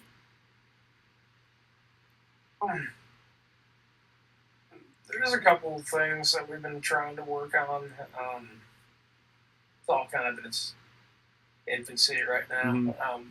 Like to get another big group of Chinese crocodile lizards and set up a pretty elaborate outdoor, kind of mountain river system. Oh, that'd be sweet. Their habitat for them. And like the lynx, they can take cold temperatures. They will have an indoor section they can get away from, but essentially they'll be, kept outdoors at some point or another. That's cool. Once we get the fence. The fence is always it's the biggest thing looming right now. But I don't know. Once that gets out of the way, I'll be able to focus a little more energy on figuring out other things to add. But just the fence is the main thing you need to get all the pieces going. Yeah, it's very expensive, necessary things. It's just, these lace monitors might pay you for close to 3/4 of it, so we'll see. That's a good thing. With the mammals, what is like the easiest to care for or mammal that you have? I don't know. Probably the sloths, I would say. They're like Really? a board. So the building that they're in now over here, and then the building that we've been working on, they'll have a climate-controlled enclosure to where it stays 80 to 85 degrees Mhm. year-round. Temperature is a big thing. You can't just keep them in your house, really. As far as diet goes, it's just a bunch of produce, sweet potatoes, squash, zucchini, carrots. Mm-hmm. Missouri has a diet that we give them as well. All the carnivores, they prepping and handling meat constantly is kind of a pain. Yeah. We grind up all the bone and everything with it. We got a big beefy meat grinder that chews all that stuff up. But just trying to keep up with all that can get a little exhausting after a while. So with the Venturella, cats, it's not terrible. It's just a lot of fruit. really? You cannot go out there with one banana. She gets mad at you. Yeah, I bought more bananas in the last 2 or so years than I have in my entire life. So would the cats be then like you would say the hardest ones to care for that you're working with? Probably. I mean, Is it just because of the food, or is there like any other reason as well? no, well, some are easier than others. I've got some that will use a litter box, which makes life a little easier because it kind of makes your Which general ones use a cage litter maintenance. box? Yeah, well, I'd say litter box. A lot of times we'll use those big totes. A lot of us reptile people will use those to transport, large creatures in. Those black, yellow top totes. You can get, if you get the largest one they make, those tend to make an okay litter pan, so to speak. What species do you have a litter pan in with? Servals, they'll use it. Benturong, she's pretty good about it. Really? The lynx, they'll typically use it, but they're a little picky. If you clean it out pretty much every day, or at least spot clean it, and then do like a full litter box change every week, they'll get kind of pissy and start going wherever they want to. But I hate to smell that spray. Yeah, it's not very cool. I would never imagine a Benturong using a litter box per se. Yeah, she was really good about it when she was younger. She, for the most part, will still use it. Does she need a climate-controlled room like the sloths? Like I was looking at them, I assume that their care is pretty similar, so I don't really know much about that. You're not quite as temperature sensitive. Like I know some buddies in North Florida where they'll still get pretty cold that keep them pretty much outdoor year round.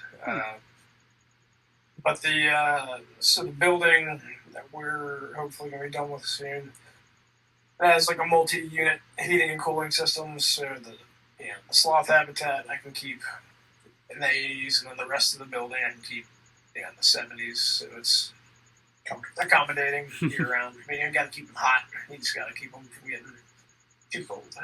But, is there any how do you go about quarantining a mammal? So I've got a lot of other caging. I got a bunch from Steven, these red panel enclosures that work really well.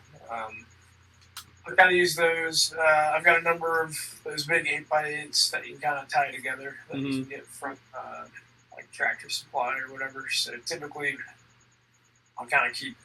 It's not a baby. I usually try and get everything that I get mammal-wise. I usually try and get as they're filling the bottle. So at that time, they'll essentially be in the house for 4 to 6 months, and then they'll kind of graduate to go into one of the larger outdoor habitats. But anything that's already kind of an adult, typically I'll set up in one of those big pens and just kind of let them ride that out for about 3-4 weeks, and then if everything's good, they'll go into their forever habitat. So are you treating them with anything, or do you just kind of watch them, and then if you notice something, then act accordingly? So any of the big cats, when you put them outside, you gotta give them like flea and tick stuff. It'll prevent heartworm, which can be an issue for them. So we got a really good vet here that'll see pretty much anything that I want to keep. You want to deworm them, probably every few months, just out of habit.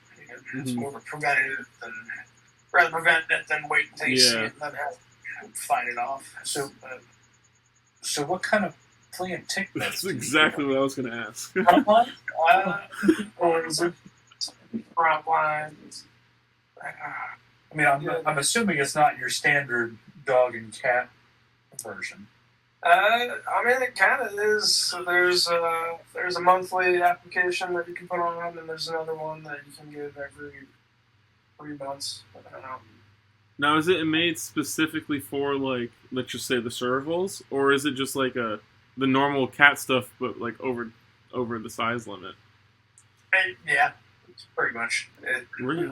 That's wild. Yeah, they don't really have anything specific to any of the exotic stuff, but it's all it's all the same. Catered more towards fleas and ticks and that kind of crap versus the cat that it goes on.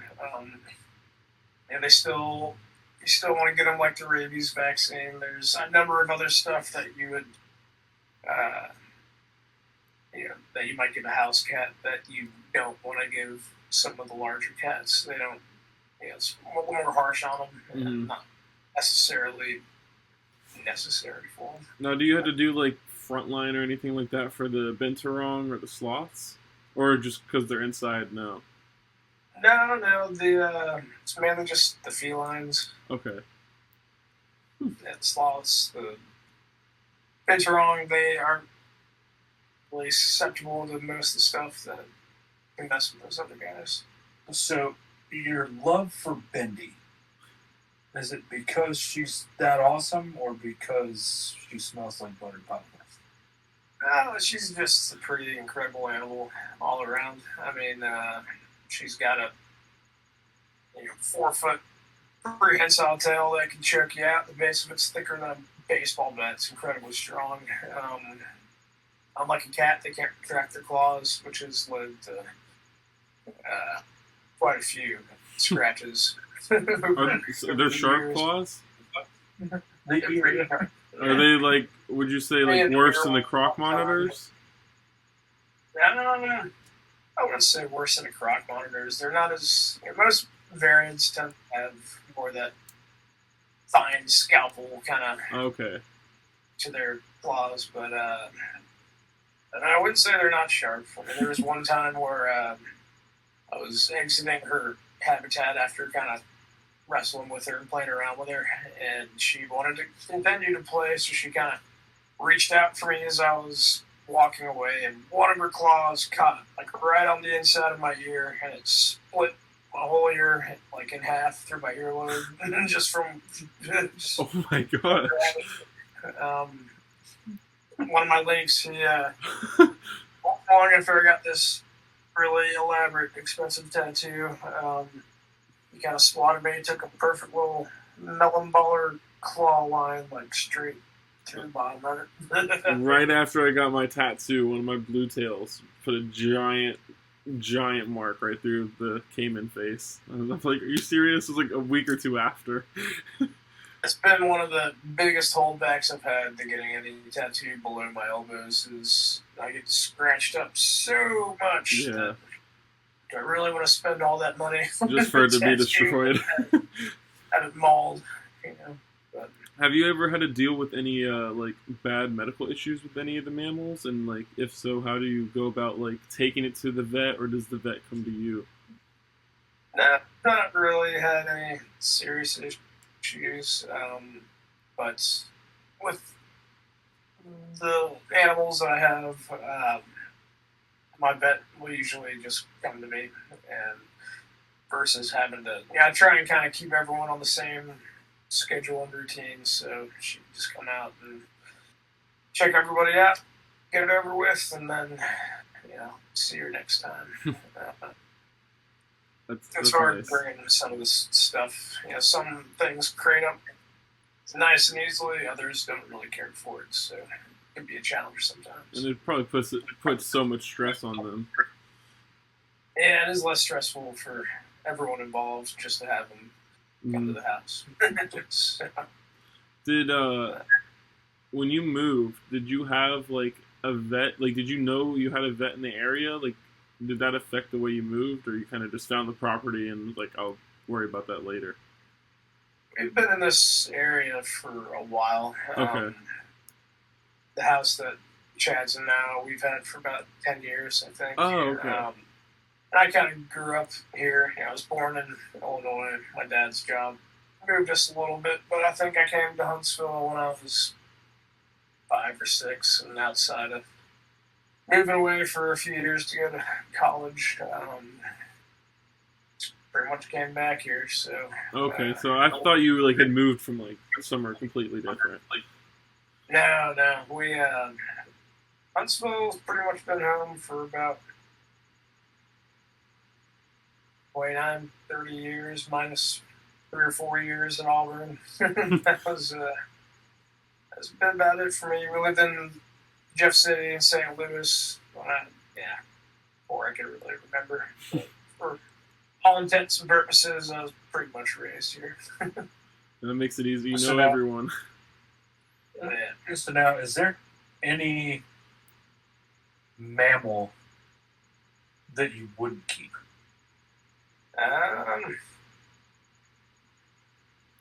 Tiger. Really? Yeah. So you would keep primates? Oh, well, right, I take that back. Probably wouldn't keep primates. Yeah, another goes back to 10 years ago. I thought it'd be the coolest thing in the world to keep some various monkeys and primates, but much as I think they're really cool and I respect them, I don't really have the desire to keep them. I think maybe some capuchin monkeys would be cool at one point. That may just be because I was obsessed with Ace Ventura when I was a child. But through various friends of mine who keep a number of monkeys and interacting with them myself and just seeing the damage they can do, it's like a weaponized toddler, you know. I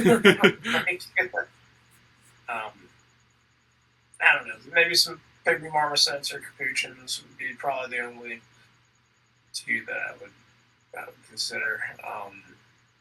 Spider monkeys would be cool, but I mean, that's just a big, strong, capable animal that requires a lot of care and a lot of space. As of now, even if I get my buildings done and my fences put up, my space is still kind of limited, so I got to kind of be a little choosy when it comes to what's going to come here, because I mean, I don't plan on getting anything that I don't plan on having forever, so I want to try and give them the best large habitat that I can really provide them. So you said you're on 22 acres? Yeah. How much of that 22 acres do you plan on doing just for the animals? As of now, probably about 5 acres. Okay. We're not going to have a huge variety of stuff. That's still a good amount of. That's a lot of land to work with. Yeah, and everything that I put out here, I want to have. I want people to come out and look at these habitats that we've built and say that's the coolest thing I've ever seen. I want it to be comparable to the best zoos you've ever been to as far as habitat structure and construction and how we provide for the animals, just smaller, more intimate scale. Have Arlie come out and build some trees for you? Yeah, that would be something that I would enjoy. And that is also a skill that I would like to try and learn myself. Yeah, that would be a dream. I would love to learn how to do that one day. Yeah, I mean, I think everyone that keeps reptiles kind of develops somewhat of structure in mind. I mean, I've been doing this for, as a business, about 14 years, but as a hobby, I've had reptiles, I've had critters since as long as I could remember. I've gotten pretty good at building various enclosures, and then just over the last, between the facility we built here on this property and then we've been building at the new place, I've refined a lot of skills. I try and learn as much as I can from the people that help me, so it's just good to know how to do that kind of stuff. But Universal Rock makes it so easy. Yeah, Universal Rock is a nice preference. Yeah. Gotta have deep pockets for some of that stuff. Hey, we could get Uncle Mike to come down and zoopoxy the crap out of everything. That would probably be more expensive than the Universal Rock. Yeah.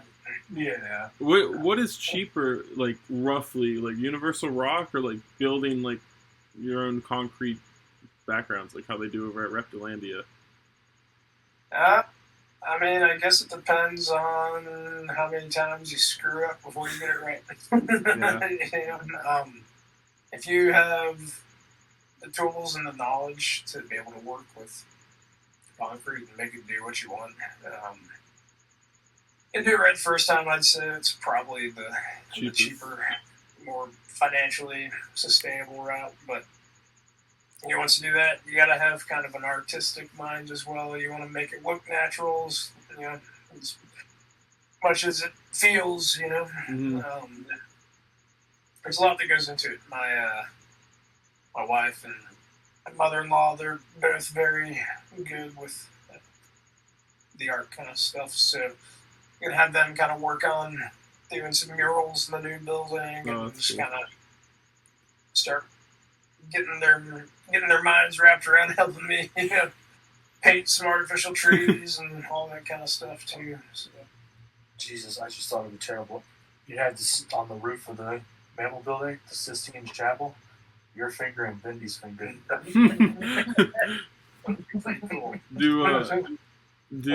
Does your wife or anyone else, like, do they help you design the enclosures, or do you kind of just do that all on your own, or is that kind of a team effort?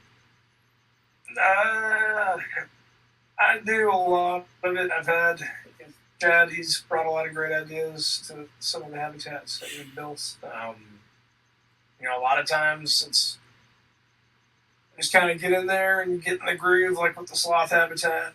We put a bunch of vertical trees in there, and It looks so good. I love it.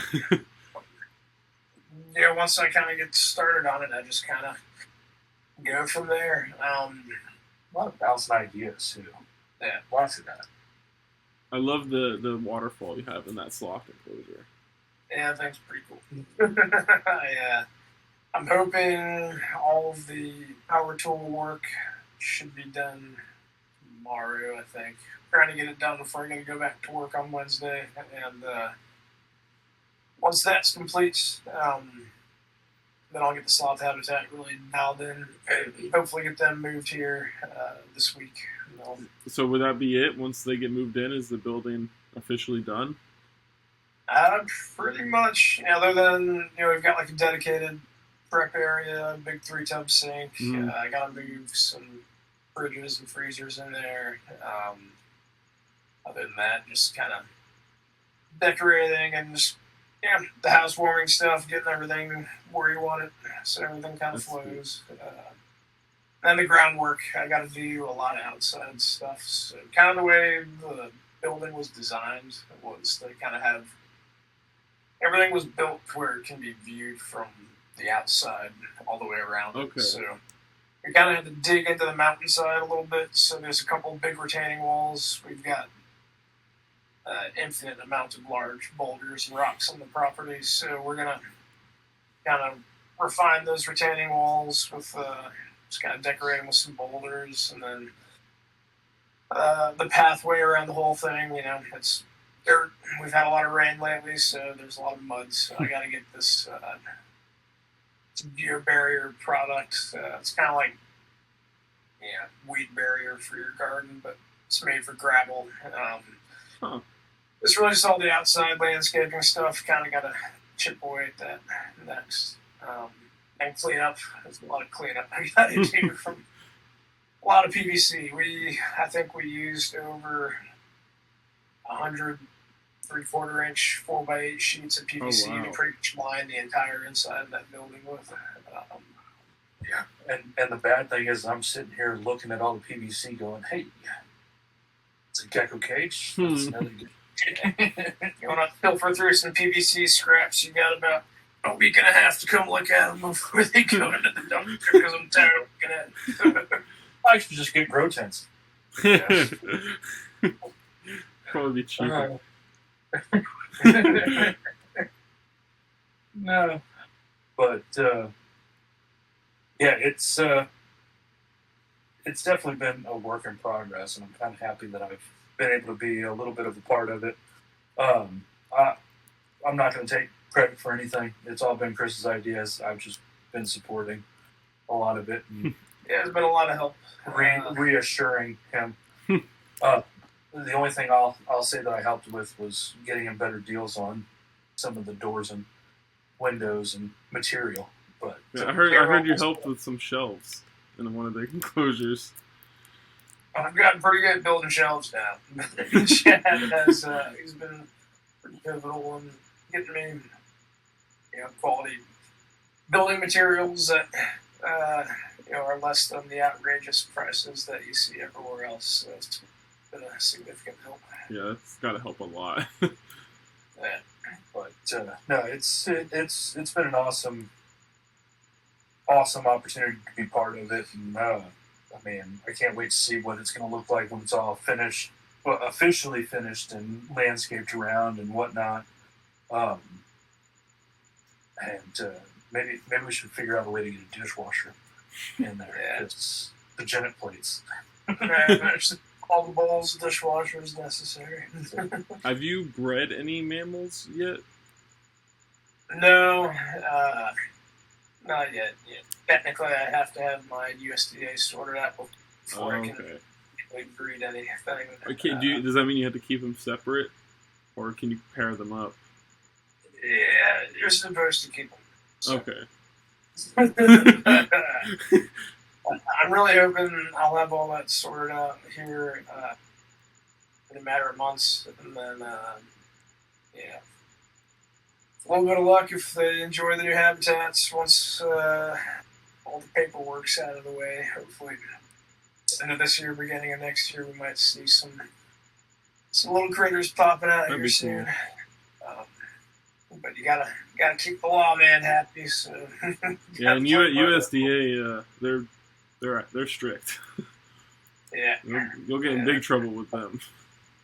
I don't want to piss them off. Mm-hmm. But I think, as far as habitat sizes and stuff go for a lot of the mammals that they cover, we've kind of tried to go kind of above and beyond what they expect from what most people have for them. Mm-hmm. So I think once we cross that line and when they come to do their inspections and whatnot, I think they'll be pretty pleased with what we've put together.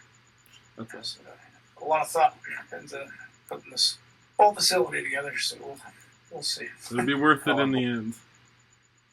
Yeah, that's what I keep telling myself. It's definitely looking awesome, Chris. I can't tell you enough how good it does look. Seeing it all, seeing the quote finished product. I mean, I know there's still some work to be done over there, but being in and out of there, I mean, it looks awesome. The sloth enclosure is great. You can tell Bendy's really excited with her enclosure. I mean, it definitely rivals some of the Bentarong zoo enclosures that I've seen. So you're doing it right, man.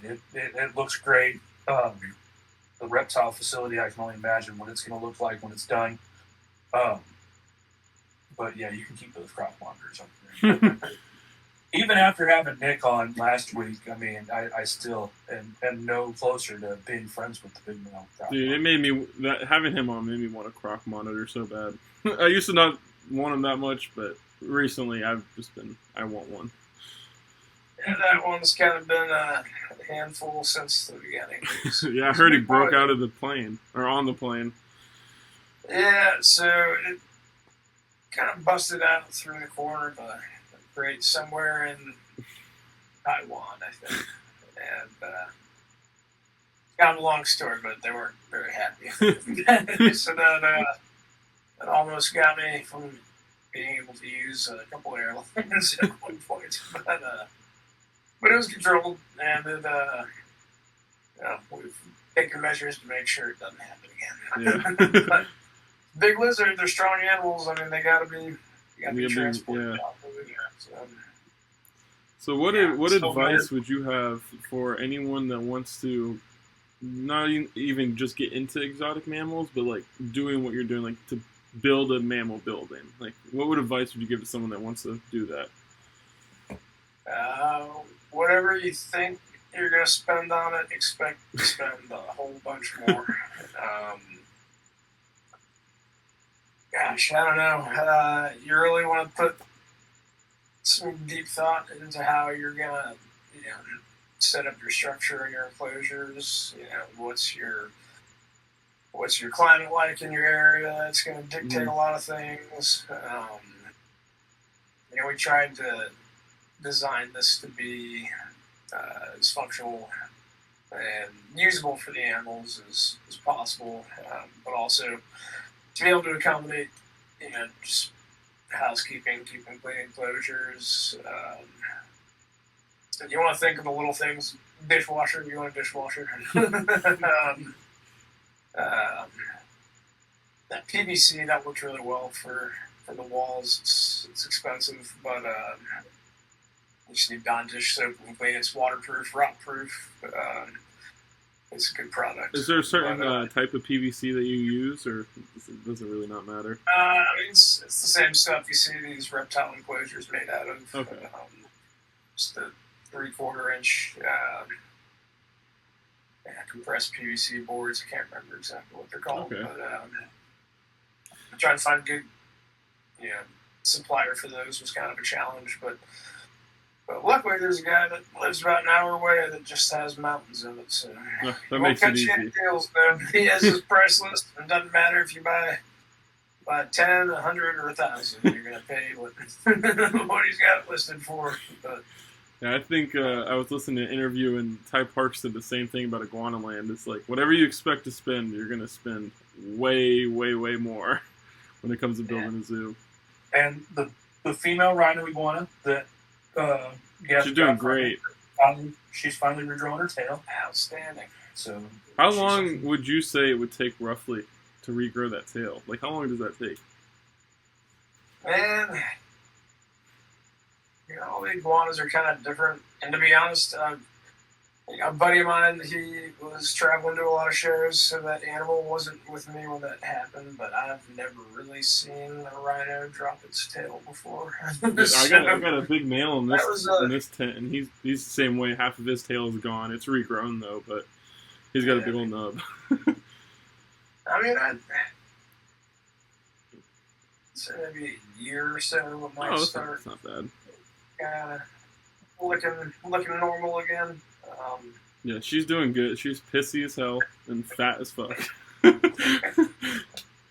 as long as she eats well, that's all that matters. Yeah, she's been doing good. Like, she ate the same day we got her from you, so she's been doing good since we got her. Good. Glad she went to you, man. Yeah, I appreciate it. I'm definitely hopefully breed them in a few years would be the end goal. Yeah, absolutely. And my buddy Chris Palakia, who I was talking about earlier, he's an outstanding resourceman. He's the one that actually produced her. Okay. He did a lot of his doctorate studies around rhino iguanas. Really? That's cool. Species. I'll have to get in contact with him. I'd like to nerd out with him about, pick his brains with some Cyclora questions that I got. Absolutely, man. He's the man to talk to. Ty, of course, there's an insurmountable amount of knowledge on him. But Chris, I went to college with him down in Auburn. We've been good buddies for a long time, and kind of cool to see him continue his collegiate career through his doctorate in herpetology when we were sophomores in college, herping through the woods down in central Alabama. That's and taking it to the end. So both of y'all kept doing it. Stayed with it. Yeah. Once you get into reptiles, man, it's hard to get out of them. Yeah. They've been a part of my life for my entire life, really. Yeah. Just my dad's the one that started it, and I don't know if he regrets it or not, but he's helped me keep it going over the years. They've been very supportive in all of my questionable decisions. So. Yeah, I can imagine. Like, well, what does he think about all of this? Is he like stoked about it? Does he think it's sweet? I think it's cool. And of course, he's doing the parent thing, concerned if all this investment that he's put a lot into it, as well as myself. The whole "is it worth it" question, and if financially it flops as a zoological attraction, that'd be kind of a bummer. But I mean, it's not really the main reason I did it anyway. I did it because I enjoy keeping the animals and trying to provide them with the best they can. So I think either way, it'll all work out how it's supposed to be. So. I agree. With how your mammal building is looking, I can only imagine what everything, a crocodile building, a reptile building, a cat area, like, I can't see it. I can see it being very successful, I should say. Well, you could see it. Well, I was going to say I can't see it failing, but then I was just going to say I can see it being successful. In the works, hopefully, it'll probably be at least a year or two before things are done up to where they need to be, but eventually I want to try and I've known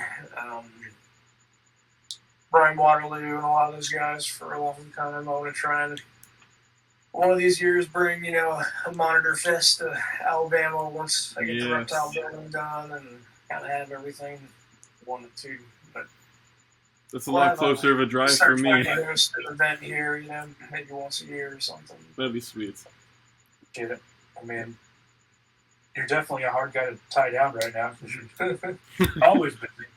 Always busy. I think what you said the last 2 weeks, you've only gotten 4 hours of sleep, so.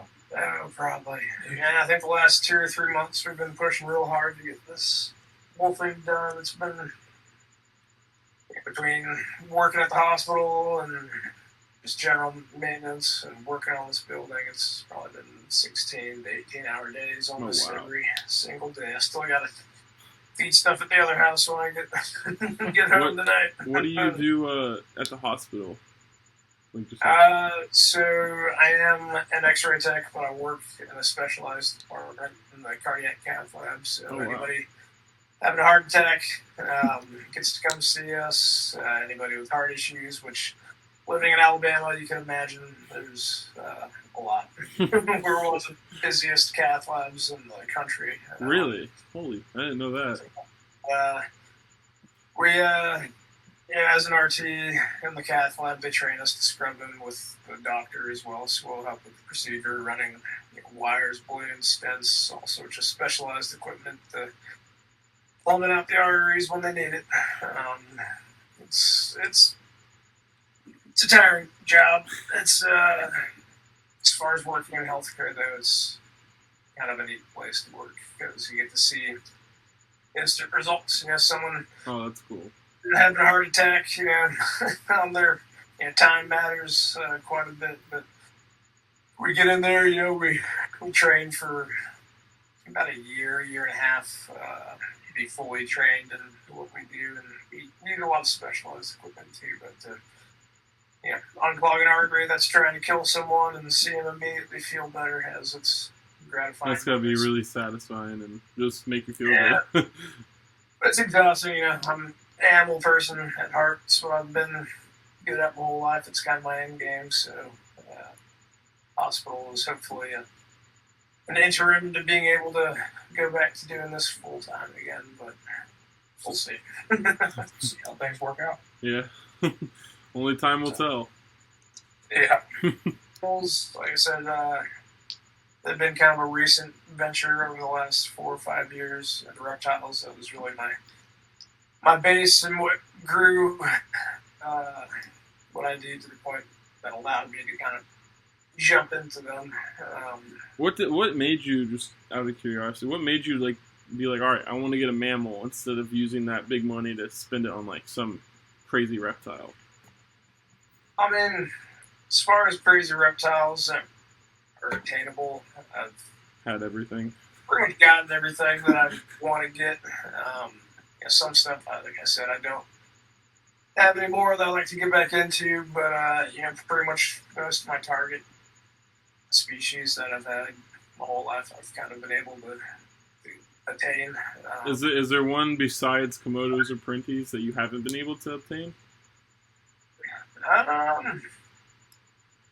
There's some neat Australian stuff that I don't know if we'll ever be able to get here, but like the Varanus Mitchellii. I was just about to mention the Mitchellii. One of my best friends, his name is Mitchell, and so that's been his favorite monitor. And there's a guy in the UK that breeds them, and he's been apparently. Yeah, there's a number of people in the UK and the EU and Germany and other places that have been very successful with them. It'd be cool to get them stateside because they're the smallest water monitor, right? Technically. Yeah, they get say probably comparable to like a large Tristis in size, but they're super aquatic. So they're really cool. That'd be one I'd really like to get. Glebopalma would be another really cool dwarf species, but they're like mini Parentes as far as how they look. But that's just another one that I've never really. So basically just Australian shit. I said basically just Australian shit that you can't export in anymore or out. Yeah, Greaseus are cool. I had one specimen for a while that I was never able to get a pair for. That was a cool one that I wouldn't mind getting again. The Iranian desert monitors. But yeah, and then the mammals, they were always kind of a distant goal for a very long time. And then kind of stars aligned, stuff I was looking for. Came available when I had the means to kind of kick it off, and that's kind of what sent me down that rabbit hole. So, yeah, you're probably the first person I've ever talked to that said that they've been able to check off everything on their bucket list of reptiles. Not many people can do that.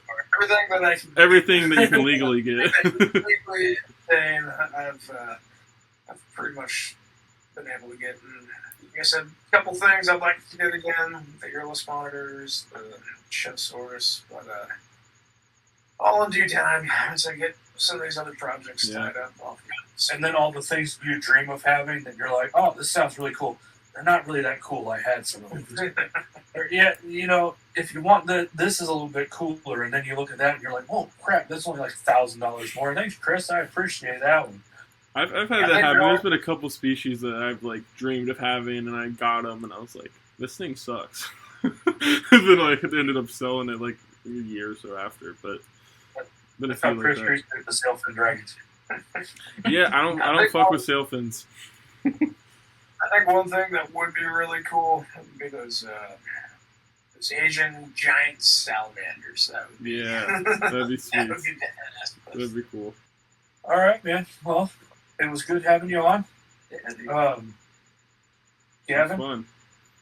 It was nice talking to you, Chris. Officially meeting, talking about a bunch of stuff. Yeah. All right, guys. That we just got done talking with Chris. I hope you all enjoyed it. It was super fun. I learned a lot of stuff about mammals, stuff he's worked with reptile-wise. He's got all kinds of stuff. I learned stuff, and I mean, I see him every day, and I still learn stuff about him that I didn't know. So, yeah, guys, give a big shout out to Chris. Go follow him on all of his social medias. Yeah, they'll be right here down below. Yeah. Instagram, TikTok, Facebook, follow him. I mean, he's going on some big things. If you got questions, anything exotic animal wise, you can always reach out to Chris. He knows his stuff. If he doesn't know the answer, he'll know where to point you in the right direction. So, and he's also got some Celebensis eggs, right? You just got some Celebensis eggs. So just got some Celebensis eggs. So shout out to him. So go ahead and go check him out on the social medias, as well as go follow all of our social medias and the Skunk Ape social medias. They'll be all down here, and they'll also be in the description. Like and subscribe to the YouTube channel. Yep. And also comment. Tell us what you guys think of the episodes. Give us your honest opinions. We're always looking for feedback. And with that, we'll see y'all in future episodes. All right. See you guys.